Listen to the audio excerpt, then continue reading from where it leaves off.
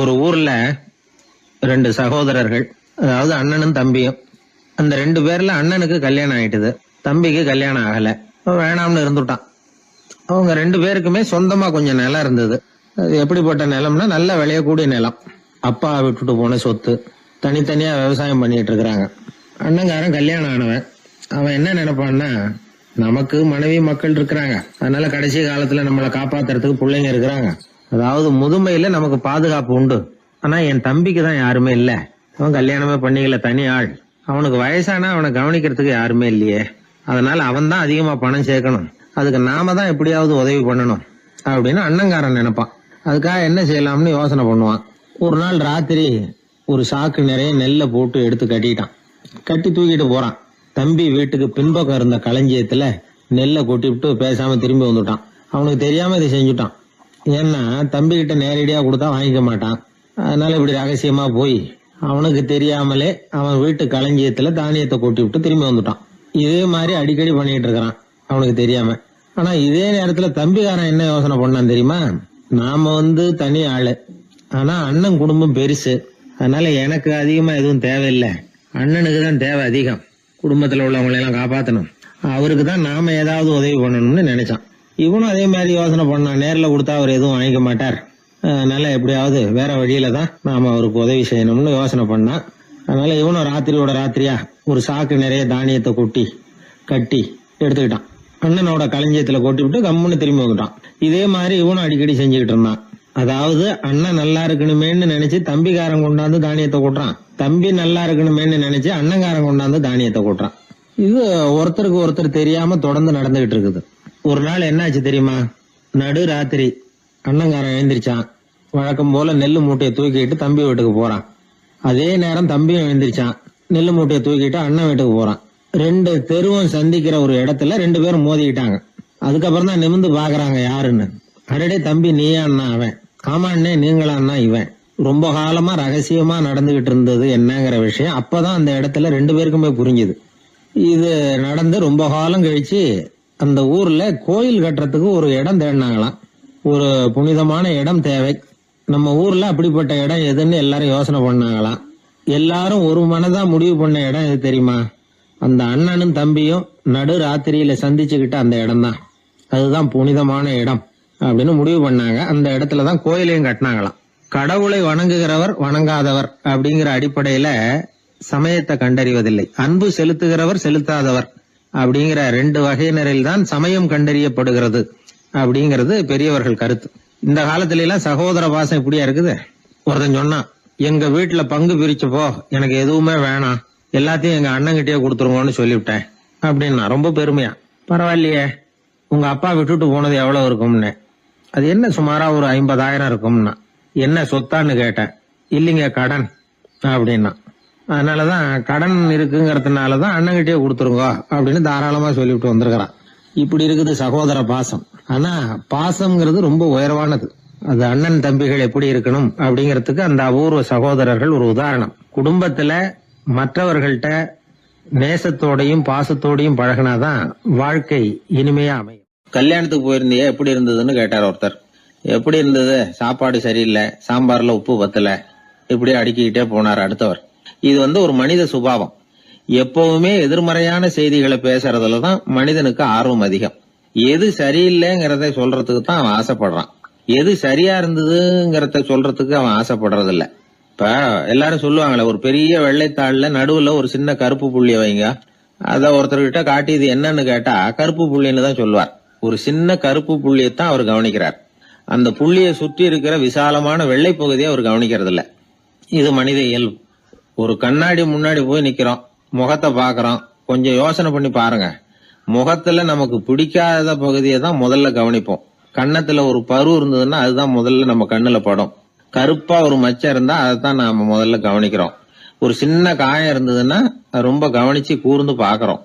அதை சுற்றி இருக்கிற அழகான பகுதிகள் எல்லாம் அதுக்கு அப்புறம் தான். அவ்வளவு தூரத்துக்கு ஏன் காலையில ஒரு செய்தித்தாளை கையில எடுத்து புரட்டுறீங்க, எதிர்மறையான செய்திகளை தான் முதல்ல பாக்குறோம், ஆக்கப்பூர்வமான செய்திகள்லாம் அதுக்கப்புறம் தான். எதிர்மறையான செய்திகள் தான் பத்திரிகைகளின் விற்பனையை உயர்த்துது. இப்ப ஒரு கும்பல்ல கலவரம், பத்திரிகையில செய்தி எப்படி வருது? கலவரத்துல 10 பேர் உயிரிழந்தார்கள் அப்படின்னு தான் வரும். அந்த கலவரத்துல 918 பேர் உயிரோடு திரும்பி போனார்கள் அப்படின்னு போடுறது இல்ல.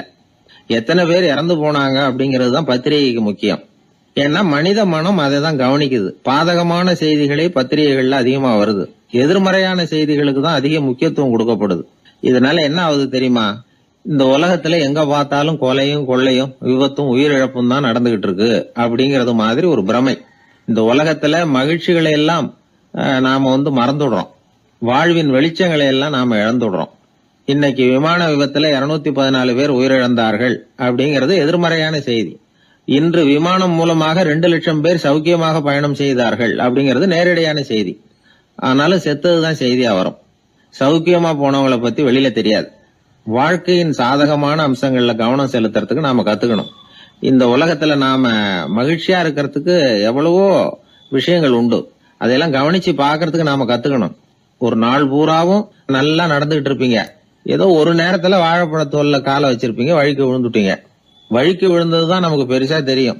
நாலு பூரா நாம நல்லா நடந்துகிட்டு இருந்தோமே அப்படிங்கறது தெரியாது பெருசா. நமது பலம் என்னங்கறதுலதான் அதிக கவனம் தேவை. தோல்வி மனப்பான்மை இது நெகட்டிவ் ஆட்டிடியூட்ஸ். தாழ்வு மனப்பான்மை நெகட்டிவ் செல்ஃப் இமேஜ். எதிர்மறையாவே நினைக்கிறது பேசுறது அப்படிங்கிற குணத்தை மாத்திக்காதவன் எந்த காலத்திலயும் முன்னேற முடியாது. அப்படிப்பட்டவன் வெற்றிகரமான மனிதனும் கிடையாது. ஆகையினால வாழ்க்கையில வெற்றி பெற விரும்புகிறவர்கள் எதிர்மறை மனோபாவத்தை மாற்றிக்கொள்ளுங்கள். நெகட்டிவ் விஷயங்கள்ல இருந்து உங்க கவனத்தை திருப்புங்க. பாசிட்டிவ் விஷயங்கள்ல கவனத்தை செலுத்துங்கள். ஒரே விஷயத்த கூட சில பேர் பாசிட்டிவா எடுத்துக்குவாங்க, சில பேர் நெகட்டிவா எடுத்துக்குவாங்க. ஒரு சத்திரத்துல 2 சாமியார்கள் சந்திச்சுக்கிட்டாங்களாம். தங்களுடைய சொந்த கதைகளை அவங்க பேசிக்கிட்டாங்க. ஒரு சாமியார் சொன்னார், எனக்கு சம்சாரம் இல்ல, அதனாலதான் நான் சாமியார் ஆயிட்டேன் அப்படின்னார். இன்னொருத்தர் சொன்னார், எனக்கு சம்சாரம் இருக்கா, அதனால நான் சாமியார் ஆயிட்டேன் அப்படின்னார். அதனால வாழ்க்கைய அவரவர்கள் பாக்குற பார்வை வேற வேற மாதிரி. எதையும் எதிர்மறையா எடுத்துக்கப்படாது, ஆக்கப்பூர்வமா எடுத்துக்கணும். அப்படிங்கறத புரிஞ்சுக்கிட்டோம்னா நம்ம வாழ்க்கையில வெற்றி நிச்சயம். நான் கணக்குல ரொம்ப வீக்கு சார் அப்படின்னு சொல்லிக்கிறதுல நம்மள பல பேர் வெக்கப்படுறது இல்ல. நம்ம மூளை கணக்கு போட எப்பவும் தயாரா தான் இருக்குது. ஆனா அதை நாம சரியா உபயோகப்படுத்துறது இல்ல. அதுதான் விஷயம். கம்ப்யூட்டர் வந்த பிறகு இன்னமும் சௌகரியமா போச்சு. கணக்கு போடுற வேலையெல்லாம் அதுகிட்ட ஒப்படைச்சிட்டோம். கம்ப்யூட்டரை விட வேகமா மனுஷனால கணக்கு போட முடியுமா அப்படின்னா முடியுமா? ஆனா முடியும்னு நிரூபிச்சு காட்டினவங்க இந்த உலகத்துல ஒரு 10-20 பேர் தான். ஒரு பென்சிலோ காகிதமோ இல்லாம 17 இலக்க எண்களை கூட கூட்டி கழிச்சு பெருக்கி வகுக்கிறாங்க. நீங்க பிறந்ததுல இருந்து இந்த வினாடி வரைக்கும் எவ்வளவு காலம் ஆயிருக்குது அப்படின்னு கேட்டா அதை நொடிகள்ல சொல்றாங்க. ஒரு புஸ்தகத்தை கொடுத்து படிக்க சொல்லி அதுல மொத்தம் எத்தனை எழுத்து இருக்குது அப்படின்னு கேட்டா கரெக்டா சொல்லி போடுறாங்க. இப்படிப்பட்ட திறமைசாலிகள் இந்த உலகத்துல இருக்கத்தான் செய்யறாங்க. அது சரி, அவங்களால மட்டும் அது எப்படி முடியுது? இதுக்கு சரியான விளக்கத்தை இதுவரைக்கும் யாரும் சொல்லல. இந்த கணக்கு புலிகள், கணித மேதைகள் எப்படி அவ்வளவு பெரிய கணக்கெல்லாம் போடுறாங்கன்னு கேட்டா அதுக்கு யாராலையும் சரியான விளக்கம் கொடுக்க முடியல. ஆனா அவங்க எல்லாம் கொஞ்சம் கூட அலட்டிக்காம கணக்கு போட்டு சொல்லி போடுறாங்க. இவ்வளவுக்கும் அவங்க கணக்கு கல்வியை முறையா கத்துக்கிட்டவங்களா அப்படின்னு கேட்டா அதுவும் கிடையாது. சோவியத் ஆய்வாளர் ஒருத்தர் முதல் தடவையா இது சம்பந்தமா ஆச்சரியமான ஒரு முடிவை சொல்லி இருக்கிறார். அவர் என்ன சொல்றாருன்னா, கம்ப்யூட்டர்களையே தோக்கடிக்கக்கூடிய வேகத்துல கணக்கு போடுகிற திறமையுள்ள மூளை இயற்கையிலேயே சில பேருக்கு மட்டும்தான் இருக்குங்கிறது சரியில்லை. இந்த உலகத்துல பிறந்த எல்லாருடைய மூளைக்குள்ளேயும் ஒரு கம்ப்யூட்டர் மூளை இருக்குது அப்படிங்கிறார் அவர். நம்ம கிட்ட இருக்கிற சாதாரண மூளைக்கு அபாரமான திறமை இருக்குதான். இப்போ உதாரணத்துக்கு ஒரு மாமரத்துல உச்சி கிளையில ஒரு நல்ல மாங்காயை பாக்குறோம். ஒரு கல்லை எடுத்து குறி பார்த்து வீசுறோம். ஒரு தடவை இல்லைன்னா கூட இன்னொரு தடவை கரெக்டா பார்த்து அடிச்சு போடுறோம். மாங்காய் கைக்கு வந்துடுது. இது சாதாரணமா எல்லாரும் செய்யக்கூடிய ஒரு காரியம்.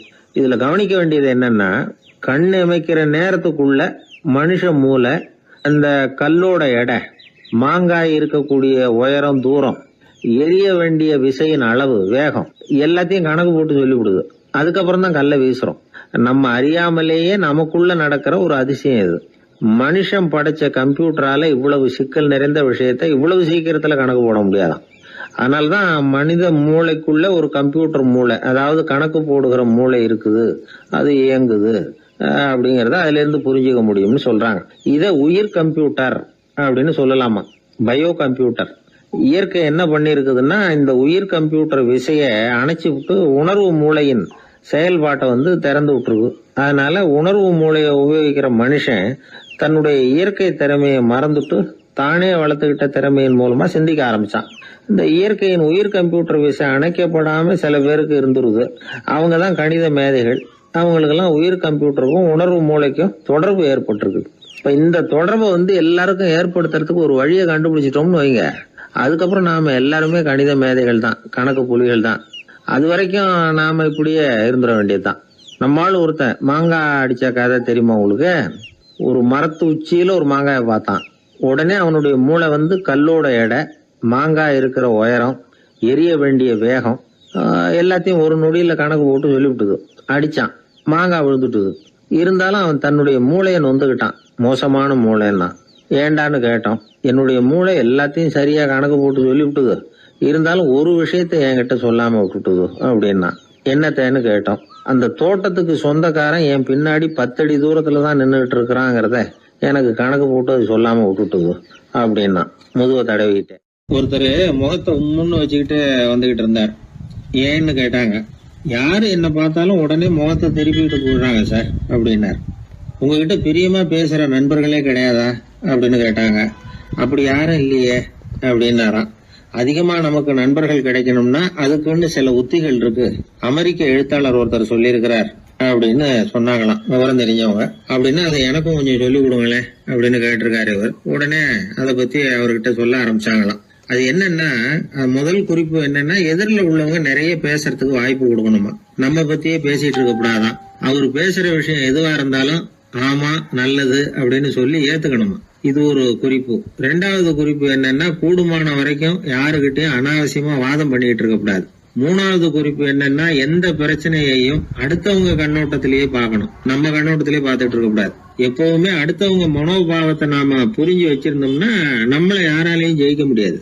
4வது குறிப்பு என்னன்னா, ஒருத்தர்கிட்ட பேச ஆரம்பிக்கிறப்பவே இயல்பா அன்பா ஆரம்பிக்கணும்.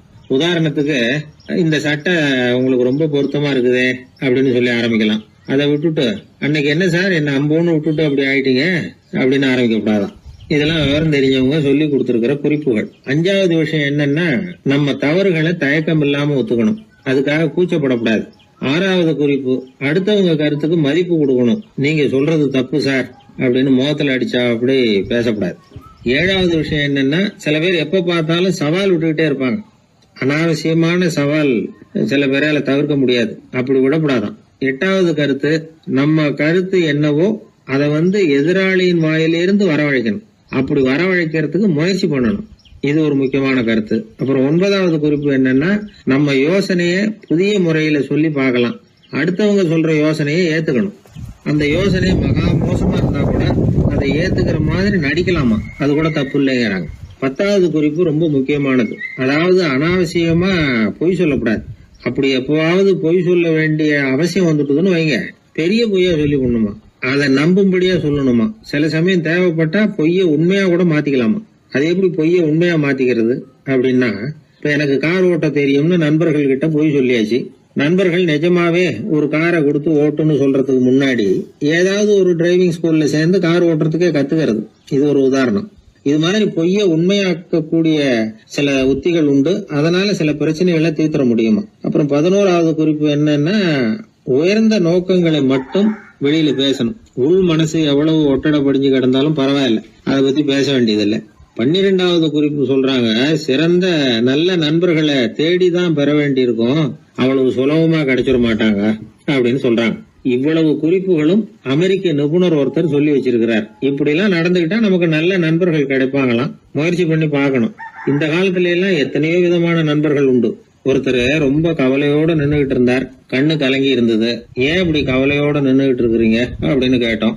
என்னுடைய நண்பன் ஒருத்தன் ஒரு நாள் கோபத்துல என்னை பார்த்து சொல்லிவிட்டான், உன்னோட 1 வருஷத்துக்கு பேச மாட்டேன் போ அப்படின்னு சபதம் போட்டுட்டான் அப்படின்னார். அதுக்காகவா இப்படி கவலைப்பட்டுக்கிட்டு கண் கலங்கி நிக்கிறீங்க அப்படின்னு கேட்டோம். இதுக்கு அவரு சொன்னார், நான் அதுக்காக கவலைப்படல சார், அந்த 1 வருஷ கெடு என்னையோட முடியுது, அதை நினைச்சுதான் கவலைப்படுறேன், கண்ணீர் விடுறேன் அப்படின்னாராம் சோகமா. ஒருத்தர் ரொம்ப கவலையோட வந்தார். ஏன் இப்படி ஒரு மாதிரியா வர்றீங்க அப்படின்னு கேட்டேன். அவர் என்ன நிமிர்ந்து பார்த்தார். என்னை பார்த்து ஒருத்தன் பைத்தியம்னு சொல்லிவிட்டான் சார், அவன் அப்படி சொன்னதுக்கு அப்புறம் தான் நான் இப்படி ஆயிட்டேன்னாரு. அதுக்காக நீங்க பெருமைப்படுங்க, வருத்தப்படாதீங்கன்னு. அவருக்கு ஒன்னும் புரியல. அவரு என்ன ஒரு மாதிரியா பார்க்க ஆரம்பிச்சுட்டார். நான் உடனே ஓஷோ சொல்லி இருக்கிற சில கருத்துக்களை அவர்கிட்ட எடுத்து சொன்னேன். இத பாருங்க, இந்த உலகத்துல பல பெரிய மேதாவிகள்லாம் சாதாரண மக்கள் கண்ணுக்கு பைத்தியமா தான் தெரிஞ்சிருக்கிறாங்க அப்படின்னு விவரத்தை சொன்னேன். ஏன்னா மத்தவங்க மாதிரி அவங்க கவலைப்படுறது இல்ல, எதுக்கும் இறுக்கம் அடையறது இல்ல, சாவை கண்டு பயப்படுறது இல்ல, அற்பமான மகிழ்ச்சிக்கு ஆசைப்படுறது இல்ல. அவங்க முழுமையா வாழறாங்க. மத்தவங்கள இது பாதிக்குது. ஏன்னா இவங்களால அவங்க மாதிரி அலட்டிக்காம இருக்க முடியறது இல்ல. அதனால வெறுக்க ஆரம்பிச்சு விடுறாங்க. அவன் கிடக்குறான் பைத்தியக்காரன் அப்படின்னு சொல்லி அவங்களுக்குள்ளேயே ஆறுதல் அடையறதுக்கு முயற்சி பண்றாங்க. இதுதான் இன்னைக்கு உலகத்துல நாம பாத்துக்கிட்டு இருக்கிறது. ஆனா ஒரு உண்மை என்ன தெரியுமா? இந்த உலகத்துல பைத்தியக்காரர்களும் புத்தி சுவாதீனம் இல்லாதவங்களும் தான் மகிழ்ச்சியாவும் கொண்டாட்டமாவும் இருக்க முடியும். அதனால நமக்கெல்லாம் புத்தி சுவாதீனத்துடன் கூடிய ஒரு பைத்தியக்காரத்தன்மை இருக்கிறது நல்லதுதான். அப்படி இருந்தாதான் வாழ்க்கையை கொண்டாட முடியும். ஒரு மனநல மருத்துவமனையில ஒருத்தர் சிகிச்சைக்காக சேர்ந்திருந்தார். சேர்ந்து 1 வருஷம் ஆச்சு. தான் குணமாயிட்டோங்கிறது அவருக்கு தெரிஞ்சு போச்சு. டாக்டர் கிட்ட விவரத்தை சொன்னார். இது மாதிரி எனக்கு மனசுல தோணுதுங்க, நான் தெளிஞ்சுட்டேன் போல இருக்கு அப்படின்னு அவர் சொல்லியிருக்கிறார். அவரும் சொன்னார், நீங்க சொல்றது சரியாதான் இருக்கும், இருந்தாலும் உங்களை இங்கேயே வச்சிருந்து சில சோதனைகள்லாம் பண்ணி பார்த்துட்டு அதுக்கப்புறம் வீட்டுக்கு அனுப்புறோம் அப்படின்னார். சரிங்கன்னார் அவரு. அதே மாதிரி அவரை மேற்கொண்டு கொஞ்ச நாள் தங்க வச்சு சோதனைகள்லாம் பண்ணி பார்த்துட்டு இவர் சொல்றது உண்மைதான்னு தெரிஞ்சது. இவர் புத்தி சுவாதீனம் சரியா இருந்தது, இவர் நல்ல நிலைமைக்கு வந்துட்டாருங்கிறது டாக்டருக்கு புரிஞ்சது. அதுக்கப்புறம் சரி, நீங்க சொன்னது சரி, இனிமே நீங்க வீட்டுக்கு போகலாம் அப்படின்னு சொல்லி அனுப்பி வச்சார். இவர் வீட்டுக்கு வந்துட்டார். அதுக்கப்புறம் இவர் தன்னுடைய அனுபவங்களை சொன்னாராம். எப்படி இருந்தது மருத்துவமனை வாழ்க்கை அப்படின்னு கேட்டிருக்கிறாங்க நண்பர்கள்லாம். அப்போ இவர் சொன்னாராம், இத பாருங்க, நான் 1 வருஷம் பைத்தியங்களோட பைத்தியமா வாழ்ந்தேன். அதுல கொஞ்சம் கூட எனக்கு சிரமம் தெரியல. அந்த 1 வருஷமும் 1 வினாடியா போனது மாதிரி இருக்குது. ஆனா நான் புத்தி தெளிஞ்சதுக்கு அப்புறம் 1 வாரம் அவங்களோட இருந்தேன் பாருங்க, அந்த 1 வாரம் தான் எனக்கு 1 யுகமா தெரிஞ்சது. அவ்வளவு கஷ்டப்பட்டேன் அப்படின்னாராம். அதனால ஒரு கூட்டத்திலிருந்து வேறுபட்டு வாழறதுங்கிறது கொஞ்சம் சிரமம் தான். பைத்தியங்களுக்கு மத்தியில பைத்தியமா இருந்துடலாம், பைத்தியங்களுக்கு மத்தியில புத்தி சுவாதீனம் உள்ளவனா இருக்கிறதுக்கு ரொம்ப சாமர்த்தியம் தேவைப்படுது. அதனாலதான் இந்த உலகத்துல நாம வாழும் பொழுது மற்றவர்களை அனுசரிச்சு வாழணும். பைத்தியங்களுக்கு மத்தியில பைத்தியமா இருந்தாதான் சுகம் அப்படிங்கிறது தான் இவங்க சொல்ல வர்ற உண்மை. ஹிட்லர் ஒரு சமயம் ஒரு பைத்தியக்கார ஆஸ்பத்திரிக்கு போனாராம் பார்வையிடறதுக்காக. மன நோயாளிகளை எல்லாம் வரிசையா நிறுத்தி வச்சிருந்திருக்கிறாங்க. அவர் வந்த உடனே எல்லாரும் ஹிட்லர் வாழ்கன்னு கத்தணும் அப்படின்னு அங்க உள்ள டாக்டர் சொல்லி வச்சிருக்கிறார். ஏற்கனவே சொல்லி வச்சிருக்காரு, ஹிட்லர் வரப்போறார், வந்தது எல்லாரும் ஹிட்லர் வாழ்கன்னு நீங்க சொல்லணும், கத்தணும் சொல்லி வச்சிருக்காரு. சரின்ட்டு நிக்கிறாங்க. ஹிட்லர் வந்தார். சொல்லி வச்சது மாதிரி எல்லாரும் கத்துனாங்க, ஹிட்லர் வாழ்கன்னு. ஒருத்தர் மட்டும் கத்தாம அமைதியா நின்னுகிட்டு இருந்தார். ஹிட்லர் அவர்கிட்ட போய், ஏன் நீங்க மட்டும் ஹிட்லர் வாழ்கன்னு சொல்லாம நிக்கிறீங்கன்னார். அதுக்கு அவர் மெதுவா, நான் பைத்தியக்காரன் இல்ல, டாக்டர் அப்படின்னாராம்.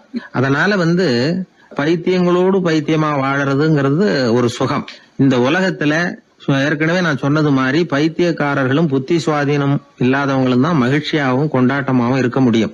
அதனால புத்தி சுவாதீனத்துடன் கூடிய ஒரு பைத்தியக்காரத்தன்மை நமக்கு தேவை. அந்த நுட்பத்தை புரிந்து கொண்டு நம்முடைய வாழ்க்கையை நாம கொண்டாடுவோம். என்னை தேடி ஒருத்தர் வந்தார். எனக்கு ரொம்ப நாளா ஒரு சந்தேகம், அதுக்கு உங்களை கேட்டு விளக்கம் பெறணும்னு வந்திருக்கிறேன்னார். என்ன உங்க சந்தேகம்னு கேட்டேன். யாரு என்ன பார்த்தாலும் உடனே முகத்தை திருப்பிட்டு போடுறாங்க சார், அதுக்கு என்ன காரணம்னு எனக்கு தெரியல, அதுதான் உங்களை கேட்டு தெரிஞ்சுக்கலாம்னு வந்திருக்கிறேன்னார். உங்களுக்கே தெரியலன்னா எனக்கு எப்படி தெரியும்னு, இருந்தாலும் உங்களுக்கு அனுபவம் இருக்குமேன்னார். அது சரி, உங்ககிட்ட பிரியமா பேசுற நண்பர்களே கிடையாதா அப்படின்னு கேட்டேன். அப்படி யாருமே இல்லைங்க அப்படின்னார். அப்படின்னா உங்ககிட்ட தான் ஏதோ குறை இருக்கு, உங்க பழக்க வழக்கத்தை கொஞ்சம் மாத்திக்கிட்டா எல்லாம் சரியா போடும் அப்படின்னா. என்ன செய்ய சொல்றீங்கன்னார். உங்களுக்கு நிறைய நண்பர்கள் தேவைன்னு, கிடைக்க மாட்டேங்கிறாங்களேன்னார். அதுக்கு சில வழிகள் இருக்குன்னு. அப்படியானார். அதிகமா நமக்கு நண்பர்கள் கிடைக்கணும்னா அதுக்குன்னு சில உத்திகள் இருக்கிறதாக அமெரிக்க எழுத்தாளர் ஒருத்தர் சொல்லியிருக்கிறார். சரி, அப்படி அவர் என்னதான் சொல்லியிருக்கிறார் அப்படின்னா வரிசையா சொல்றேன் கேட்டுங்க அப்படின்னு சொல்லி அவர்கிட்ட சொல்ல ஆரம்பிச்சேன். அதாவது முதல்ல நாம தெரிஞ்சுக்க வேண்டியது என்னன்னா, எப்ப பார்த்தாலும் நம்மளை பத்தியே பேசிட்டு இருக்க கூடாது. நமக்கு எதிரில் உட்கார்ந்து இருக்கிறவங்க நிறைய பேசுறதுக்கு வாய்ப்பு கொடுக்கணும். அவர் பேசுற விஷயம் எதுவா இருந்தாலும் எப்படி இருந்தாலும் ஆமா நல்லது அப்படின்னு சொல்லி ஏத்துக்கணும். இது முதல் கருத்து. 2வது என்ன சொல்றாங்கன்னா, கூடுமான வரைக்கும் யாருகிட்டையும் அனாவசியமா வாதம் பண்ணிட்டு இருக்க கூடாது. 3வது கருத்து என்னன்னா, எந்த பிரச்சனையையும் அடுத்தவங்க கண்ணோட்டத்திலேயே பார்க்கணும், நம்ம பார்வையிலேயே பார்த்துட்டு இருக்க கூடாது. எப்பொழுதுமே அடுத்தவங்களுடைய மனோபாவத்தை நாம புரிஞ்சு வச்சுக்கிட்டோம்னா நம்மளை யாராலும் ஜெயிக்க முடியாது. 4வது கருத்து என்ன சொல்றாங்கன்னா, ஒருத்தர்கிட்ட பேச ஆரம்பிக்கும் பொழுது இயல்பா அன்பா ஆரம்பிக்கணும். இப்போ உதாரணத்துக்கு ஒண்ணு சொல்லணும்னா, உங்களுக்கு இந்த சட்டை ரொம்ப பொருத்தமா இருக்குதே அப்படின்னு ஆரம்பிக்கலாம். அதை விட்டுட்டு அன்னைக்கு என்ன சார் என்ன அம்போன்னு விட்டுட்டு போயிட்டீங்க அப்படின்னு ஆரம்பிக்க கூடாது. 5வது விஷயம், நம்முடைய தவறுகளை தயக்கம் இல்லாம ஒத்துக்கணும். அப்படி ஒப்புக்கொள்ள கூச்சப்படக்கூடாது. 6வது கருத்து என்னன்னா, அடுத்தவங்க அபிப்பிராயங்களுக்கு மதிப்பு கொடுக்கணும். நீங்க சொல்றது தப்பு சார் அப்படின்னு முகத்துல அடிச்சது மாதிரி பேசக்கூடாது. 7வது கருத்து என்ன சொல்றாங்க, நம்முடைய கருத்து என்னவோ அதை எதிராளியின் வாயிலிருந்து வரவழைக்கணுமா. அப்படி வரவழைக்கிறதுக்கு நாம முயற்சி பண்ணணும். அதுக்கு தகுந்த மாதிரி நாம பேசணும். 8வது குறிப்பு என்னன்னா, சில பேர் எப்ப பார்த்தாலும் சவால் விட்டுக்கிட்டே இருப்பாங்க. அனாவசியமா சவால் விடக்கூடாது. 9வது யோசனை, நம்ம யோசனையை புதிய முறையில சொல்லி பார்க்கலாம். மற்றவர்கள் சொல்லுகிற யோசனையை ஏத்துக்கணும். அந்த யோசனை மகா மோசமானதா இருந்தா கூட அதை ஏத்துக்கிற மாதிரி கூட நடிக்கலாம். அதுல ஒன்றும் தப்பு இல்லை. 10வது குறிப்பு ரொம்ப முக்கியமானது. அதாவது அனாவசியமா பொய் சொல்லக்கூடாது. அப்படி எப்பொழுதாவது பொய் சொல்ல வேண்டிய அவசியம் ஏற்பட்டா பெரிய பொய்யா சொல்லணும். அதை நம்பும்படியா சொல்லணுமா. இதெல்லாம் அந்த நிபுணர் சொல்ற கருத்து தான். சில சமயம் தேவைப்பட்டா பொய்ய கூட உண்மையா மாத்திக்கலாமா.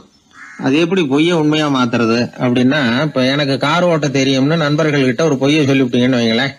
நண்பர்கள் நிஜமாவே ஒரு காரை கொடுத்து ஓட்டுன்னு சொல்றதுக்கு முன்னாடி ஏதாவது ஒரு டிரைவிங் ஸ்கூல்ல சேர்ந்து கார் ஓட்ட கத்துக்கலாமே. இதுதான் இந்த பொய்ய உண்மையா மாத்துறது. இது ஒரு உதாரணம், அவ்வளவுதான். இது மாதிரி பல பொய்களை உண்மையாக்க முடியும். அப்படி பொய்ய உண்மையாக்கி கூட சில பிரச்சனைகளை தீர்த்திட முடியும். 11வது குறிப்பு என்ன சொல்லுதுன்னா, உயர்ந்த நோக்கங்களை மட்டுமே வெளியில பேசணும். உள் மனசு எவ்வளவு ஒட்டட படிஞ்சு கிடந்தாலும் பரவாயில்ல. 12வது குறிப்பு, நல்ல நண்பர்களை தேடித்தான் பெறணும். அவங்க அவ்வளவு சுலபமா கிடைச்சிட மாட்டாங்க. இவ்வளவு அனுபவசாலிகள் சொல்லி இருக்கிற குறிப்புகள். இந்த ஆலோசனைகளின்படி நடந்தா நமக்கு நல்ல நண்பர்கள் கிடைப்பாங்க. அதுக்கப்புறம் நமது வாழ்க்கை வெற்றி இருக்கிற திசையை நோக்கி வேகமா நகர ஆரம்பிக்கும். இந்த காலத்திலேயே நல்ல நண்பர்கள்லாம் எத்தனை பேர் உண்டு. ஒருத்தர் ரொம்பவும் கவலையோட நின்றுகிட்டு இருந்தார். கண்கள் கலங்கி போயிருந்தது. கிட்டத்தட்ட அழுதுகிட்டு இருந்தார். ஏன் சார் இப்படி அழறீங்க, என்ன ஆச்சு உங்களுக்குன்னு கேட்டேன்.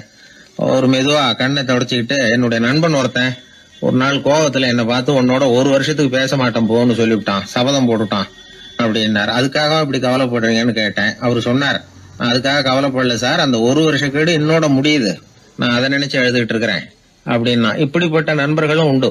அதனால நல்ல நண்பர்களா பார்த்து நமக்கு சேர்த்துக்கிட்டோம்னா நம்ம வாழ்க்கையில எந்த முயற்சி எடுத்தாலும் அதுல சுலபமா வெற்றி கிடைக்கும். 11ஆம் நூற்றாண்டுல ஒரு புகழ்பெற்ற இறைநேச செல்வர் வாழ்ந்து வந்தார். அவர் பேரு அப்துல்லா ஹிஸ் சௌமை.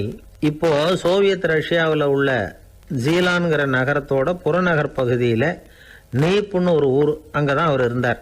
அவருக்கு ஒரு ஆப்பிள் தோட்டம் இருந்தது தஜ்லா நதி ஓரத்துல. அந்த தோட்டத்துல அவர் ஒரு நாள் உலாவிக்கிட்டு இருக்கிறார். அந்த சமயத்துல 20 வயசுள்ள அழகான இளைஞர் ஒருத்தர் அவர் முன்னாடி வந்து நின்னார். என்ன நீங்க மன்னிக்கணும்னார். இவருக்கு ஒன்னும் புரியல. யாரப்பா நீ என்ன கெடுதல் பண்ணின, நான் எதுக்காக உன்னை மன்னிக்கணும் அப்படின்னு கேட்டார். ஐயா, என் பேரு அபு சாலிஹ் மூசா. இங்க இருந்து 4 கல் தொலைவில் இருக்கக்கூடிய இதே தஜ்லா நதி ஓரத்துல தான் நான் இருக்கிறேன். நேத்து மத்தியானம் எனக்கு ஒரு நல்ல பசி. அந்த நேரம் ஒரு ஆப்பிள் பழம் இந்த நதியில மிதந்து வந்தது. அவசரத்துல அதை எடுத்து சாப்பிட்டதுக்கு அப்புறம் தான் அப்படி செஞ்சது பெரிய தவறுங்கிறத உணர்ந்தேன். ஒரு பொருளுக்கு உரியவர்கள் யாரோ அவங்க அனுமதி இல்லாம அந்த பொருளை சாப்பிடுறது ஹராமான அந்த பழம் வந்து என் வயத்துக்குள்ள போனதுல இருந்து எனக்கு நிம்மதி இல்ல. ராத்திரி பூரா தூங்கவே முடியல. காலையில எழுந்திரிச்சதும் இந்த நதி ஓரமா பாத்துக்கிட்டே வந்தேன். உங்க தோட்டத்தை பார்த்தேன். ஒரு மரத்தோட கிளை வந்து தண்ணியில தொட்டுக்கிட்டு இருக்கிறத பார்த்தேன். அதனால நான் சாப்பிட்ட பழம் இங்க இருந்து தான் வந்திருக்கணும். அந்த பழத்துக்கு உரியவர் நீங்க தான். நீங்க என்ன மன்னிச்சாதான் நான் சாப்பிட்ட பழம் ஹலாலா, குற்றம் நிவர்த்தியா, தயவு பண்ணி மன்னிக்கணும் அப்படின்னு கண்கலங்க கேட்டுக்கிட்டார். இத கேட்ட இந்த சௌமை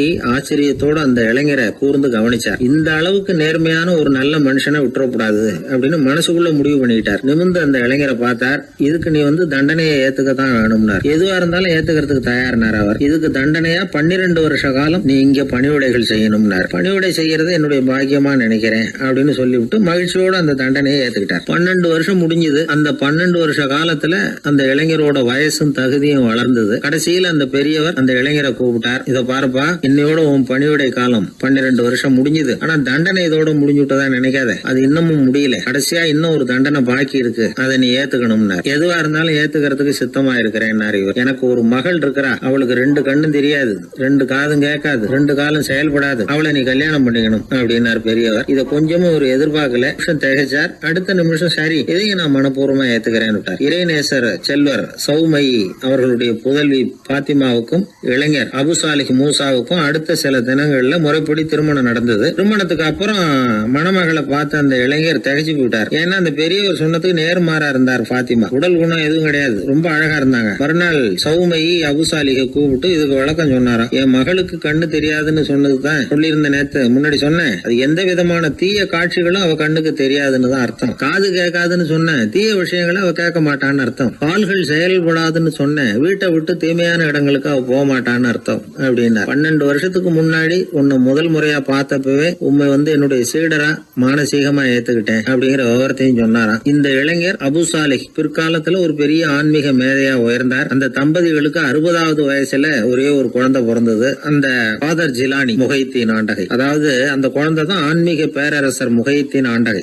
அப்படி அந்த கதையை சொல்லுவாங்க பழைய இதை. அப்படிப்பட்ட பெரியவர்களுடைய வாழ்க்கை தான் நமக்கு வழிகாட்டணும். எனக்கு ஒரு சிநேகிதன் அவன் சொன்னான், டேய் என்னுடைய மாமனார் கூட தன்னுடைய பொண்ணை எனக்கு திருமணம் பண்ணி கொடுக்கறதுக்கு முன்னாடி ஒரு செய்தியை சொன்னார். பொய்ன்னு அப்புறமா தான் தெரிஞ்சது அப்படின்னா. என்ன சொன்னார்னு கேட்டோம். என் பொண்ணு மாசத்துக்கு ஒரு தடவை ஏதாவது கோபம் வந்தா கையில கிடைக்கிறத எடுத்து உங்க மேல எரிவா, நீங்க தான் அனுசரிச்சு நடந்துக்கணும்னு சொன்னார் அப்படின்னா. அப்படி அவர் சொன்னது பொய்யா அப்படின்னு கேட்டேன். ஆமா, அவர் மாசம் ஒரு தடவைன்னு அவர் சொன்னது பொய், தினம் ஒரு தடவை அப்படி செய்யறா, இதுதான் உண்மை அப்படின்னா. ஒரு சீடன் அந்த காலத்துல அஹிம்சைக்கு மரியாதை அதிகமா இருந்தது. இந்த காலத்துல இம்சைக்கு அதிக மரியாதை. ஒரு பெரியவர் இருந்தார். உண்மையை பத்தியும் சத்தியத்தை பத்தியும் நிறைய உபதேசம் எல்லாம் பண்ணார். அது பிரகாரமே நடந்தார். அவர் பின்னாடி நிறைய கூட்டம்லாம் இருந்தது. சீடர்கள் அதிகமா இருந்தாங்க. அவர் கொள்கைக்கு மரியாதை இருந்தது. ஆனா காலப்போக்கில் அந்த மரியாதை குறைஞ்சு போச்சு. அவர் பின்னாடி போன கும்பலும் குறைஞ்சு போச்சு. இது ஏன்? இப்படி ஒரு கேள்வி கேட்டார் ஒருத்தர். அதுக்கு பதில் சொல்ல வந்தார் ஒருத்தர். அவரு ஒரு கதையை சொன்னார். சீக்கிய கதை. அதாவது மகான் குருநானக் உபதேசம் பண்ணிக்கிட்டு இருந்த காலம். அவர் பின்னாடி ஏகப்பட்ட கூட்டம் போற இடமெல்லாம் மக்கள் வெள்ளம் அவர் பின்னாடியே போயிட்டு இருந்ததுதான். அவர் எந்த ஊருக்கு போனாலும் எல்லாரும் பின்னாடியே போனாங்க. இந்த கூட்டத்தையும் அவங்க கிட்ட இருக்கிற ஆர்வத்தையும் போனார் ஒருத்தர். அவரு குருநானக்கோட நண்பர். அவர் நேரா போய் குருநானக்க பார்த்தார். ஆகா, உங்களுக்கு தான் எத்தனை ஆயிரம் சீடர்கள் அப்படின்னார். குருநானக் இதை கேட்டுட்டு லேசா சிரிச்சார். அவ்வளவுதான், பதில் எதுவும் சொல்லல. கொஞ்ச நாள் கழிச்சு குருநானக் ஒரு ஊரை விட்டுட்டு இன்னொரு ஊருக்கு புறப்பட்டார். ஆயிரக்கணக்கான ஜனங்கள் பின்னாடி போனாங்க. சும்மா போல குரு மகாராஜுக்கு ஜே அப்படின்னு கோஷம் போட்டுக்கிட்டே போறாங்க.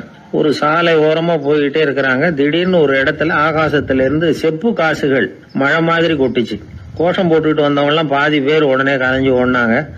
அவங்களுக்கு கிடைச்ச செப்பு காசையெல்லாம் பொறுக்கிட்டு மடியில கட்டிக்கிட்டு சொல்லிக்காம கொள்ளாம நழுவி போயிட்டாங்க. அவர் இதையெல்லாம் கவனிக்காம தொடர்ந்து போயிட்டே இருக்கிறார். அடுத்த ஊருக்கு போனார். அங்க மறுபடியும் ஒரு பணமழை. போன தடவை செப்பு காசு கொட்டுச்சு, இந்த தடவை இங்க வெள்ளி காசா கொட்டுது. இப்பவும் இருந்த கூட்டத்துல பாதி பேர் கும்பல் அப்படியே கலைஞ்சு ஓடி போய் முடிஞ்ச அளவுக்கு அதை பொறுக்கிட்டு அப்படியே ஓடிட்டாங்க. குருநானக் தொடர்ந்து போறார். இன்னொரு ஊர்ல மறுபடியும் பணமழை. இந்த தடவை வெறும் தங்க காசா விழுது. இதை பார்த்ததும் மீதி இருந்த கும்பலும் கலைஞ்சு ஓடி போய் தங்க காசை அள்ளிட்டு அம்பேல் ஆயிட்டுது. குருநானக் திரும்பி பார்த்தார். கடைசியா எஞ்சி இருந்தது ஒரே ஒரு சீடர் தான். செப்பு காசு, வெள்ளி காசு, தங்க காசு எதையும் பொருட்படுத்தாம இவர் பின்னாடியே வந்துகிட்டு இருக்கிறார். நீதான்ப்பா என்னுடைய உண்மையான சீடன் அப்படின்னு சொல்லி அவரை வாழ்த்தி அவர்கிட்ட தன்னுடைய பணிகளை ஒப்படைச்சாராம் குருநானக். அவ்வளவுதான் அந்த கதை. அதை கேட்டதும் உண்மைக்கு ஏன் மரியாதை குறைஞ்சு போச்சுங்கிறது புரியுது. நல்லவங்க பின்னாடி போற கூட்டம் குறையறதுக்கு இதுதான் காரணம். காசுதான் முக்கியம்னு நினைக்கிறவங்க அதிகமாயிட்டாங்க இந்த காலத்துல. காசு முக்கியம்தான், இல்லைன்னு சொல்லல. ஆனா காசு நமக்கு அடிமையா இருக்கணும். வேலைக்கார மாதிரி இருந்து வேண்டியதை வாங்கி கொடுக்கணும். நாம காசுக்கு அடிமையாயிடக்கூடாது. அப்படி ஆகும் பொழுதுதான் விவகாரம் ஆரம்பம். இந்த காலத்து குரு ஒருத்தர், அவருக்கு பின்னாடி ஏகப்பட்ட சீடர்கள் இருந்தாங்க. ஒரு காலத்துல ஒவ்வொரு கட்டத்துல ஒவ்வொருத்தரா நழுவி போயிட்டாங்க. இப்ப மிஞ்சி இருக்கிறது ஒரே ஒரு சீடன் தான். ரொம்ப பவ்யமா கையை கட்டிட்டு அவர் முன்னாடி உட்காந்துருக்கிறான். கடைசியில நீ மட்டுமாவது இருக்கியப்பா, அது போதும், நீ தான் எனக்கு உண்மையான சீடன் அப்படின்னாராம் குரு.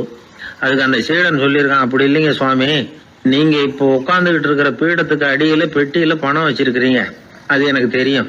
அதனால நீங்க எப்போ எழுந்திரிச்சு அந்த பக்கம் போவீங்கன்னு பாத்துக்கிட்டு இருக்கிறேன் அப்படின்னா விழுந்தது. உடனே அவங்களுக்கு ஒரு ஆசை, கபீரை சந்திச்சு பேசணும் அப்படின்னு அவங்க ஆசைப்பட்டாங்க. அவங்க அப்படி ஆசைப்பட்டதுக்கு ஒரு காரணம் உண்டு. ஏன் அப்படி ஆசைப்பட்டாங்கன்னா, 2 ஞானிகளை சந்திக்க வச்சா பல அரிய தத்துவங்களை கேட்கறதுக்கு ஒரு வாய்ப்பு கிடைக்கும். அதனால அவங்க 2 பேரையும் எப்படியாவது சந்திக்க வச்சிடணும் அப்படின்னு அவங்க ஆசைப்பட்டாங்க. அந்த சீடர்கள் தங்களுடைய விருப்பத்தை அவர்கிட்டயே சொன்னாங்க. இது மாதிரி அவர் கபீர் இந்த ஊர்ல இருக்கிறதா தெரியுது, சந்திச்சா தேவையில்லைன்னு. சரி, கபீரை சந்திக்கலாம் ஆனா அவரோட பேசுறத பத்தி நான் எதையும் சொல்றதுக்கு இல்ல அப்படின்னு விட்டார் பரீத். ஏன் கபீரோட நீங்க எதுவும் பேச மாட்டீங்களா அப்படின்னு கேட்டாங்க சீடர்கள். அவரோட பேசுறதுக்கு எதுவும் இல்ல. ஏன்னா எனக்கு என்ன தெரியுங்கிறது அவருக்கு தெரியும், அவருக்கு என்ன தெரியுங்கிறது எனக்கு தெரியும். அப்படி இருக்கிறப்ப நாங்க 2 பேரும் பேசிக்கிறதுக்கு என்ன விஷயம் இருக்க போகுது அப்படின்னாரு அவர். இங்க நிலைமை இப்படி. கபீர் இருக்கிற இடத்துல என்ன நடந்தது தெரியுமா? இது மாதிரி பரீத் காசிக்கு வந்திருக்கிறார் அப்படிங்கிற விஷயம் கபீரின் சீடர்களுக்கு தெரிஞ்சது. உடனே அவங்களும் நீங்க ஷேக் பரீத்தை சந்திச்சு பேசணும்னு அவர்கிட்ட கேட்க ஆரம்பிச்சாங்க. அதுக்கு கபீர் சொன்னாராம், நாங்க 2 பேரும் சந்திச்சுக்கிட்டா ஒருத்தர் கட்டி தழுவிக்குவோம், ஆனந்த கண்ணீர் வடிப்போம், வார்த்தைகளால பரிமாறிக்கிறதுக்கு எங்ககிட்ட எதுவும் இல்ல அப்படின்னாராம்.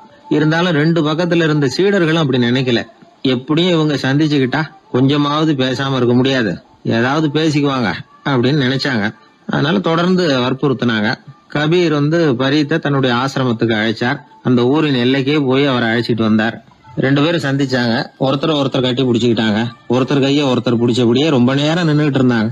ஆனந்த கண்ணீர் வழிஞ்சுது. கபீர் ஆசிரமத்துல 2 பேரும் மௌனமா உட்கார்ந்துருக்காங்க. ஏதாவது பேசுவாங்கன்னு சொல்லி எதிர்பார்த்துக்கிட்டே 2 பக்கமும் சீடர்கள் காத்துக்கிட்டு இருக்கிறாங்க. பேசுங்கன்னு சொல்லியும் பார்த்தாங்க. அதை கேட்டதும் லேசா சிரிச்சாங்களே தவிர எதுவுமே பேசிக்கலையா. ஒரு நாள் பூரா இப்படியே போயிட்டுது. அதுக்கப்புறம் பரீத் கபீர் கிட்ட விடைபெற்றுக்கிட்டு புறப்பட்டார்.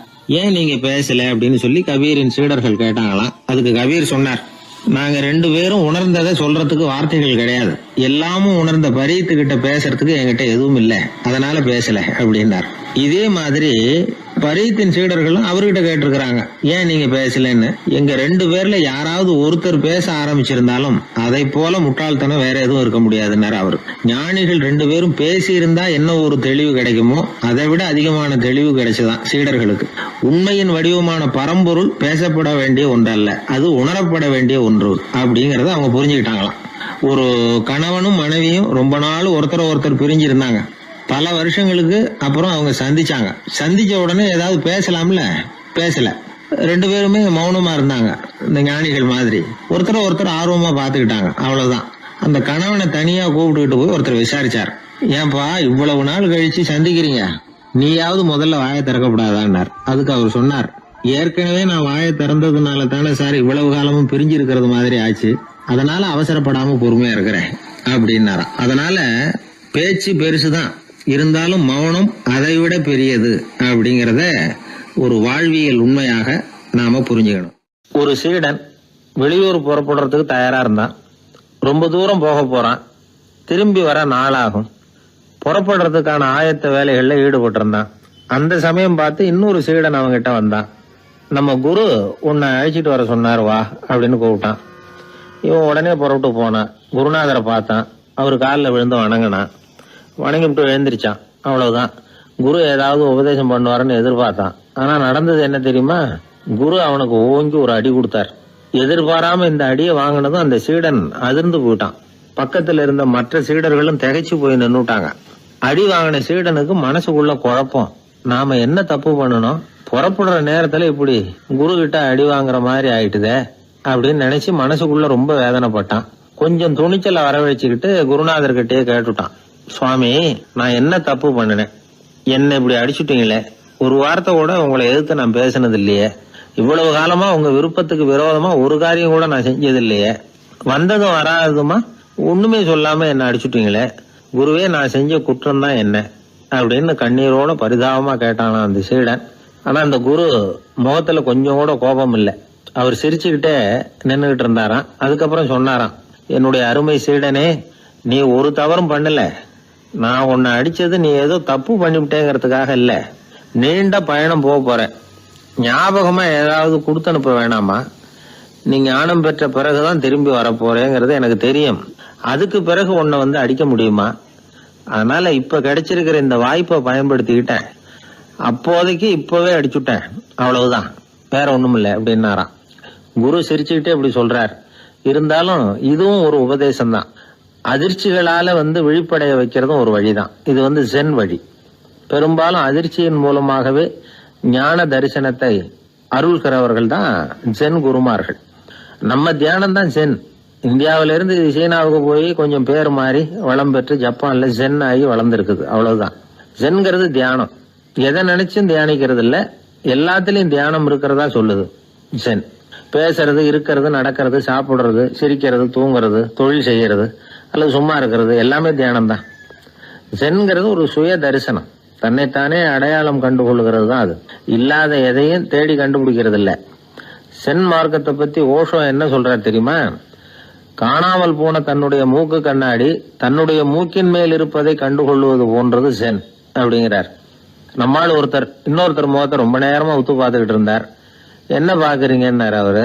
நீங்க போட்டிருக்கீங்களே மூக்கு கண்ணாடி, அதை தான் பாக்குறேன்னாரு இவரு. நீங்க அப்படி பாக்குறதுக்கு விசேஷ காரணம் ஏதாவது உண்டான்னு கேட்டார் இவர். உண்டுன்னார். என்னன்னு கேட்டார். நேத்திக்கு காணாம போன என்னோட மூக்கு கண்ணாடி அது அப்படின்னாராம் இவர். எதிர்காலத்தை நினைச்சா எனக்கு ரொம்ப பயமா இருக்கு சார் அப்படின்னு சொல்றவங்க நிறைய பேர் இருக்கிறாங்க.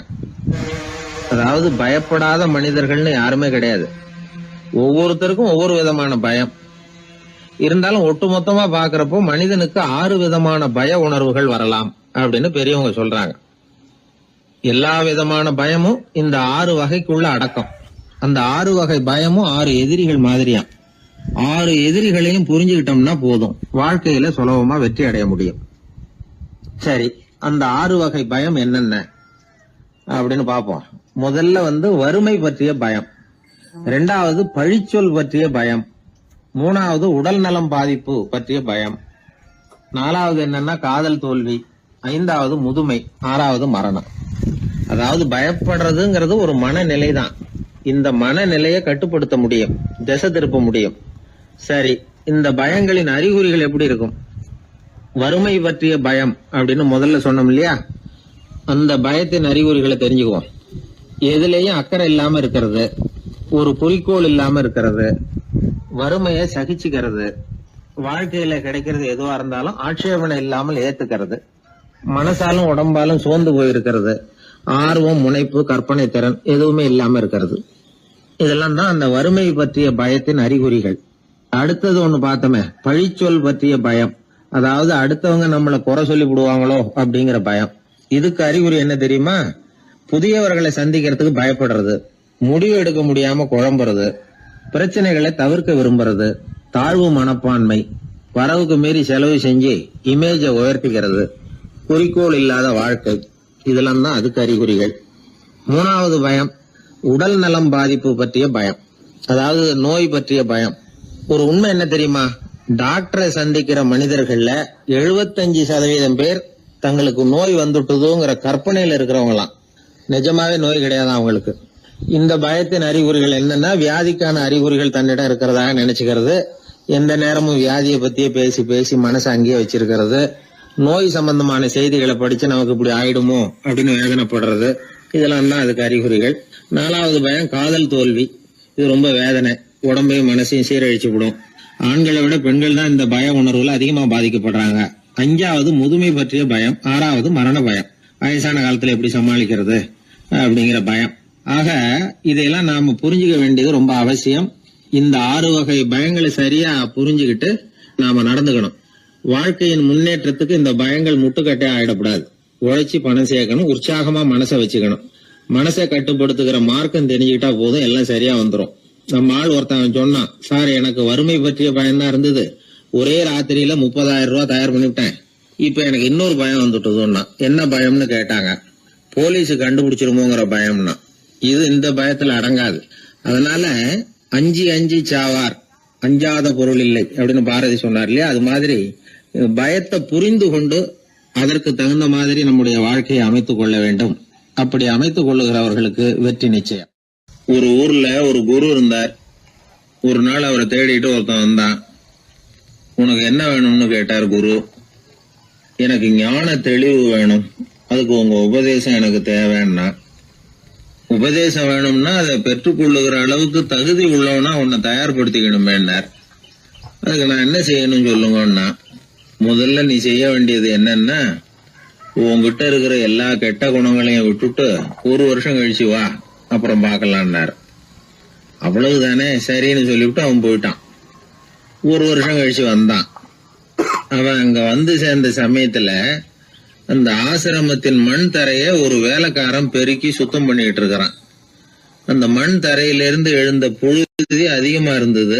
அது காத்துல கலந்தது, சீடனையே மறைக்கிற அளவுக்கு ஆயிட்டுது. ஒரே புழுதி மயம்.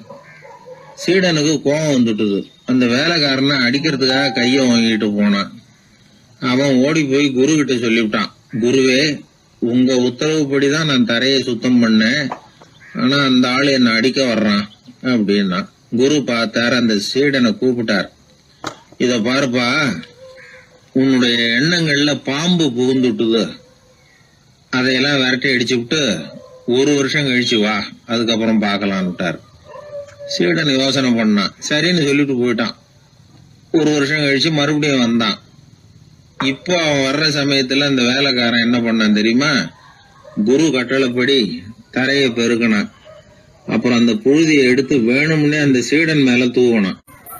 அவ்வளவுதான். சீடனுக்கு மகாகம் வந்துட்டுது. அந்த வேலைக்காரனை பிடிச்சி கண்ணாமண்ணான்னு திட்டிவிட்டான். வேலைக்காரன் குரு கிட்ட ஓடனான். ஐயா, அந்த ஆளு வாய்க்கு வந்தபடியெல்லாம் திட்டுறான் அப்படின்னா. குரு பார்த்தார். ஓ அப்படியா? அப்படின்னா இந்த தடவை பாம்புகள் கிடையாது, இப்போ அவன் இதயத்துக்குள்ள நுழைஞ்சிருக்கிறது நாய். அதை விரட்டி அடிச்சு விட்டு இன்னும் ஒரு 1 வருஷம் கழிச்சு அவனை வர சொல், அப்புறம் பார்க்கலாம் அப்படின்னு சொல்லி அனுப்பி வச்சுட்டார். சீடன் திரும்பி போயிட்டான். 1 வருஷம் கழிச்சு மறுபடியும் வந்தான். இப்போ அவன் வர்றப்போ என்ன செய்யணுங்கிறத அந்த வேலைக்காரங்கிட்ட குரு ஏற்கனவே சொல்லி வச்சிருக்கிறார். அது பிரகாரமே அவன் பண்ணனான். அவன் என்ன செஞ்சான் தெரியுமா? கூட்டி பெருக்கின புழுதியை எல்லாம் ஒரு வாளி தண்ணியில போட்டு நல்லா கலக்கி அந்த சீடன் தலையில ஊத்தினான். இவ்வளவு செஞ்சும் இந்த தடவை அவனுக்கு கோபமே வரல. அதுக்கு பதிலா அவனை பார்த்து நன்றின்னா. எதுக்கு நன்றி தெரியுமா? எதையும் சகிச்சுக்கிட்டு அமைதியா இருக்கும் குணத்தை கற்றுக்கொள்வதற்கு உதவியா இருந்ததுக்காக அந்த வேலைக்காரனுக்கு நன்றி. இத கேள்விப்பட்ட உடனே அந்த குரு ஓடி வந்தார். இவனை கட்டி பிடிச்சுக்கிட்டார்.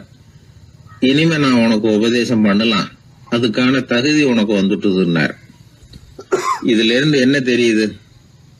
ஒருத்தர்கிட்ட உபதேசம் வாங்கணும்னா கூட அதுக்குன்னு ஒரு தகுதி நமக்கு தேவைப்படுது.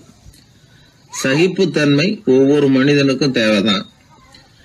இந்த காலத்துல ஒரு குரு, அவரை தேடி ஒருத்தன் வந்தான். குரு அவனை நிமிர்ந்து பார்த்துட்டு சொன்னார், நீ முதல்ல சகிப்புத்தன்மைய வளர்த்துக்கிட்டு அதுக்கப்புறம் என்கிட்ட வாடினார்.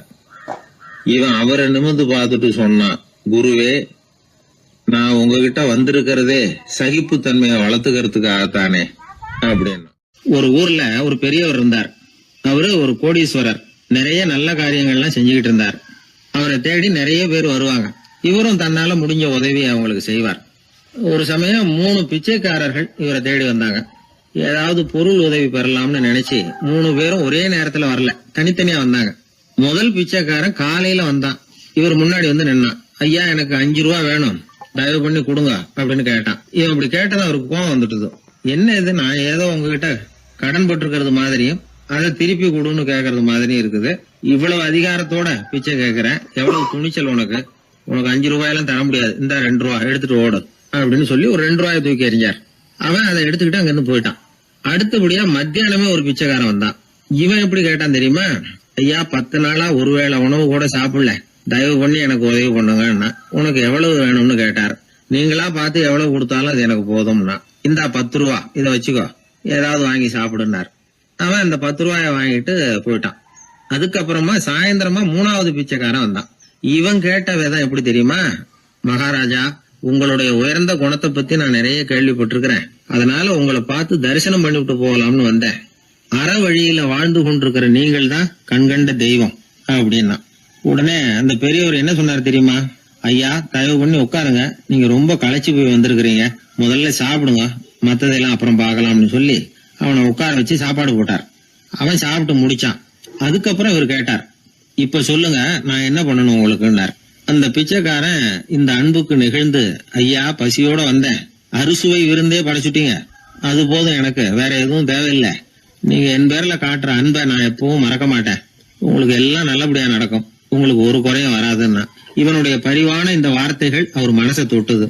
அவன் பேர்ல இருந்த அன்பு பல மடங்கு அதிகமாச்சு. அதோட விளைவு என்ன தெரியுமா?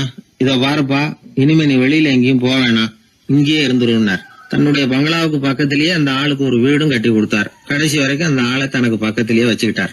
இந்த கதைய சுவாமி சிவானந்தர் சொல்லியிருக்கிறார். இறைவன் அந்த கோடீஸ்வரன் மாதிரியாம். அந்த 3 வகையான பிச்சைக்காரர்களும் 3 வகையான பக்தர்களாம்.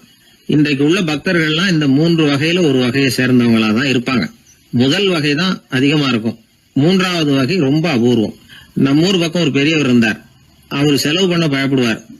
ஒரு பைசா ஒருத்தருக்கு கொடுக்கறதுனால ரொம்ப யோசனை பண்ணுவார். இவரை தேடிட்டு ஒரு நாள் சில பிச்சைக்காரங்கள்லாம் வந்தாங்க. ஐயா, நாங்கெல்லாம் சேர்ந்து ஒரு பிச்சைக்காரர்கள் சங்கம்னு ஆரம்பிக்கிறோம். அதுக்கு நீங்க ஒரு 1000 ரூபாய் நிதி உதவி பண்ணுனா தேவையில்லைன்னாங்க. அதெல்லாம் ஒன்னும் கொடுக்க முடியாது, அவ்வளவு பணம்லாம் என்கிட்ட கிடையாதுன்னு விட்டார் அவர். சரி, ஒரு 100 ரூபாயாவது கொடுங்களேன் அப்படின்னு கேட்டிருக்கிறாங்க. அதுவும் முடியாதுன்னார். இவங்க இன்னமும் இறங்கி வந்தாங்க. சரி, ஒரு 10 ரூபாயாவது கொடுங்க அப்படின்னு கேட்டு பார்த்தாங்க. அதெல்லாம் கிடையாதுன்னு ஒரே முடிவா சொல்றாரு அவர். கடைசியா ஒரு 10 காசாவது கொடுங்க சார், வாங்கிட்டு போறோம் அப்படின்னு கேட்டார் ஒருத்தர் இந்த கும்பல்ல இருந்து. அது கூட என்கிட்ட கிடையாதுன்னு ரொம்ப துல்லியமா சொல்லிவிட்டார் அந்த பெரிய மனிதர். அதாவது எதுவுமே கொடுக்க முடியாது, நீங்க போயிட்டு வாங்க விட்டார். அப்ப இந்த கும்பல்ல இருந்து ஒருத்தர் சொன்னார், சரி நீங்க எதுவுமே தர முடியாதுங்கிறீங்க, அப்படின்னா ஒண்ணு செய்யுங்களேன்னாங்க. என்ன செய்யணும்னார். பேசாம நீங்களும் எங்க சங்கத்துல ஒரு மெம்பரா சேர்ந்துருங்க அப்படின்னாங்களாம். இப்படி இருக்கிற மனிதர்கள் அதிகம். அதனால இந்த 3 பிச்சைக்காரர்கள் அப்படிங்கிற இந்த கதையிலிருந்து நாம புரிந்து கொள்ள வேண்டியது, எப்படி பேசணும், எப்படி பக்தி செலுத்தணும், எப்படி இந்த உலகத்துல வாழணும் அப்படிங்கிற கருத்து பூராவும் இந்த அறவுரையிலிருந்து நாம புரிந்து கொள்ளலாம். மனுநீதி சோழன் வரலாறு நமக்கு தெரியும். அது மாதிரி நீதி தவறாத ஆட்சியாளர்கள் பல பேர் இருந்திருக்கிறாங்க இந்த உலகத்துல. ஹசரத் உமர் பின் கத்தாப் அப்படின்னு ஒருத்தர், இஸ்லாத்தின் 2வது கலீஃபா இவர். அவருடைய ஆட்சி காலத்துல நடந்த ஒரு நிகழ்ச்சி. இந்த மன்னருக்கு ஒரு மகன், அவர் பேரு அபு ஷஹ்மா. அந்த மிசர் நாட்டு கவர்னர் அமர் பின் ஆஸ், அந்த மன்னருடைய மகன் கவர்னர் அவர்களுடைய கவனிப்புல இருந்தார். அந்த சமயத்துல ஒரு நாள் அவர் மதுபானா இருந்தனர். கவர்னருக்கு தெரிஞ்சு போச்சு. அவருக்கு தர்ம சங்கடமா போட்டுது. அவர் செஞ்சது மன்னருடைய மகன். கவர்னர் யோசனை பண்ணார். அவர் மெதுவா தன்னுடைய வீட்டுக்கு அழைச்சிட்டு வந்தார்.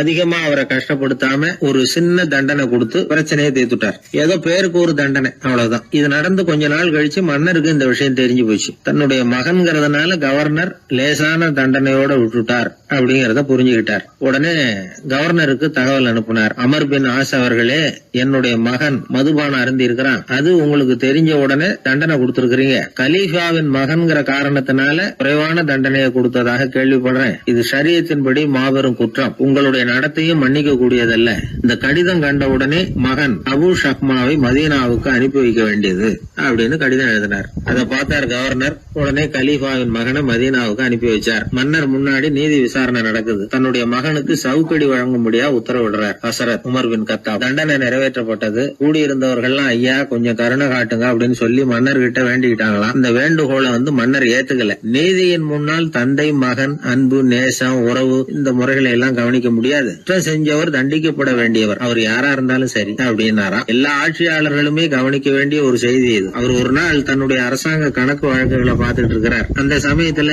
அவரை பார்க்க ஒரு பெரிய மனிதர் வந்தார். இவர் தன்னுடைய சொந்த வேலை காரணமா வந்திருக்கிறார் அப்படிங்கறத அவர் புரிஞ்சுக்கிட்டார். உடனே அது வரைக்கும் எரிஞ்சுகிட்டு இருந்த விளக்க அணைச்சுட்டு இன்னொரு விளக்க ஏற்றி வச்சுக்கிட்டாராம். இந்த செயலுக்கு என்ன காரணம்னு கேட்டிருக்கிறார் வந்தவர். இதுக்கு அவரு சொன்னார், ஐயா நீங்க வந்த போது இங்க எரிஞ்சுகிட்டு இருந்தது அரசாங்க விளக்கு, இப்ப எரியறது சொந்த விளக்கு. சொந்த விஷயங்களை பேசுறப்போ அரசாங்க பணத்தை செலவு பண்ணக்கூடாது, அதனாலதான் விளக்க மாத்தினேன் அப்படின்னாராம். இப்படிலாம் பல பேர் இந்த உலகத்துல இருந்திருக்கிறாங்க. ஆனா இப்ப எல்லாம் பல பேர் அப்படி இருக்கிறது இல்ல. ஒருத்தர் அப்படிதான் அரசாங்க விஷயங்களை பார்த்துக்கிட்டு உட்கார்ந்து இருக்கிறார். அந்த சமயத்துல ஒரு பெரிய தொழில் அதிபர் அவரை பார்க்க வந்திருக்கிறார். இவரு சடார்னு எழுந்திருச்சு எரிஞ்சுகிட்டு இருந்த விளக்க அணைச்சுட்டார். எங்கும் ஒரே இருட்டு. ஏன் விளக்க அணைச்சுட்டீங்கன்னு கேட்டிருக்கிறார் வந்தவர். இங்க நடக்கிறது மத்தவங்க கண்ணுல பற்றக்கூடாது அப்படிங்கறதுக்காக தான் விளக்க அணைச்சேன். நீங்க கொண்டு வந்திருக்கிறத அப்படி ஒரு ஓரமா வச்சுட்டு போடுங்க, அதுக்கப்புறமா விளக்க போட்டு நான் எடுத்துக்கிறேன் அப்படின்னாராம் இவர். ஒரு சாலையில போக்குவரத்து நெரிசல். ஒருத்தர் அடிபட்டு கிடக்கிறார். கூட்டத்துல ஒருத்தர் கத்துறார். உடனே ஆம்புலன்ஸுக்கு போன் பண்ணுங்க அப்படின்னு ஒருத்தர் ஓடி போய் தகவல் கொடுக்கிறார். கொஞ்ச நேரத்துல ஆம்புலன்ஸ் வருது. அடிபட்டவரை கொண்டுட்டு போய் ஆஸ்பத்திரியில சேர்க்குது. அங்க அவசர வைத்தியம். அவர் பொழைச்சுக்கிறார். ஆம்புலன்ஸுங்கிற ஒரு வசதி இல்லைன்னா அவரை அவ்வளவு சீக்கிரத்துல ஆஸ்பத்திரிக்கு கொண்டுட்டு போக முடியுமா? ஆபத்துக்கு உதவுகிற நண்பர் மாதிரி இந்த ஆம்புலன்ஸ். அந்த காலத்துல போர்கள் அதிகம், அதுல அடிபடுறவங்களும் அதிகம். அடிபட்டு கிடக்கிற போர் வீரர்களை அவசரமா மருத்துவர்கிட்ட கொண்டுட்டு போகணும். எப்படி கொண்டுட்டு போறது? ஒரு கனமான துணிய தூளி மாதிரி கட்டுவாங்க. குழந்தைகளை தூங்க வைக்கிறதுக்காக துணியில தொட்டில் கட்டுறோம்ல, அது மாதிரி அந்த தூளியில அடிபட்டவங்களை படுக்க வைப்பாங்க. அப்படியே தூக்கிட்டு போவாங்க. அதுக்கப்புறம் தான் மருத்துவ சிகிச்சை. இதுதான் ஆரம்ப காலத்துல நடந்துகிட்டு இருந்தது.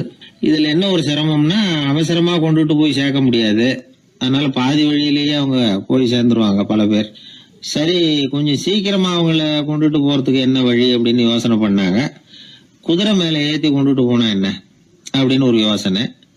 அது மாதிரியே செஞ்சு பார்த்தாங்க. அது இன்னமும் ஆபத்தா போட்டுது. குதிரை ஓடுற வேகத்துக்கும் அது போடுற குலுக்கலுக்கும் அடிபட்டு கிடக்கிறவனால ஈடு கொடுக்க முடியுமா? அலுங்காம குலுங்காம கொண்டுட்டு போக வேண்டிய விஷயம் இல்லை இது. சரி, குதிரை முதுகுல அவனை வந்து கொண்டுட்டு போக வேணாம். குதிரை வண்டியில கொண்டுட்டு போனா என்ன? 4 சக்கரம் உள்ள ஒரு குதிரை வண்டியை தயார் பண்ண வேண்டியது. அதை வந்து ஆம்புலன்ஸா உபயோகப்படுத்த ஆரம்பிச்சாங்க. 1487 இது பழக்கத்துக்கு வந்துதான். இது கொஞ்சம் சௌரியமா தெரிஞ்சுது. அதனால 1792 வரைக்கும் இந்த முறைதான் நீடிச்சுதான். ஒரு பிரெஞ்சு மருத்துவர், அவரு பேர் வந்து பேரன் டொமினிக். அவர் என்ன பண்ணாருன்னா குதிரை வண்டியில படுக்கை வசதியை ஏற்படுத்தினார். முதல் உதவி செய்யறதுக்கு தேவையானதையெல்லாம் அதுல வச்சார். எங்கேயாவது ஒருத்தர் காயம் போட்டிருக்காருன்னு தெரிஞ்சதுன்னா அங்கேயே போய் வேண்டிய உதவிகளை பண்ணார். தன்னார்வ தொண்டர்களையும் இந்த பணியில அவர் ஈடுபடுத்தினாராம். 1864 ஜெனீவா ஒப்பந்தம் ஏற்பட்டது இல்லையா? அப்பதான் ஆம்புலன்ஸ் சர்வீஸுக்கு மோட்டார் வாகனங்களையும் பயன்படுத்தலாம் அப்படின்னு முடிவு பண்ணிருக்கிறாங்க. அந்த சமயத்துல இன்னொரு விதமான ஆம்புலன்ஸ் சேவையும் நடந்துதான். அதாவது ராட்சத பலூன்கள் இருக்குல்ல, அதையெல்லாம் ஆம்புலன்ஸா பயன்படுத்தி இருக்கிறாங்க. முதல் தடவையா அமெரிக்காவில் 1930 தான் ஒரு முழுமையான ஆம்புலன்ஸ் வாகனம் நடமாட ஆரம்பிச்சுதான். அதாவது அதுல ஆக்சிஜன் சிலிண்டர் இருக்கும், ட்ரிப்ஸ் மாதிரி அவசர தேவை உபகரணங்கள் இருக்கும், ஒரு மருத்துவர் இருப்பார், ஒரு நர்ஸ் இருப்பாங்க. இப்படிப்பட்ட ஒரு ஆம்புலன்ஸ் வசதி வந்த பிறகுதான் பல உயிர்களை காப்பாற்றக்கூடிய ஒரு நல்ல வாய்ப்பு ஏற்பட்டது. இப்பெல்லாம் இந்த ஆம்புலன்ஸ் சேவை எவ்வளவோ முன்னேற்றம் கண்டிருக்கு.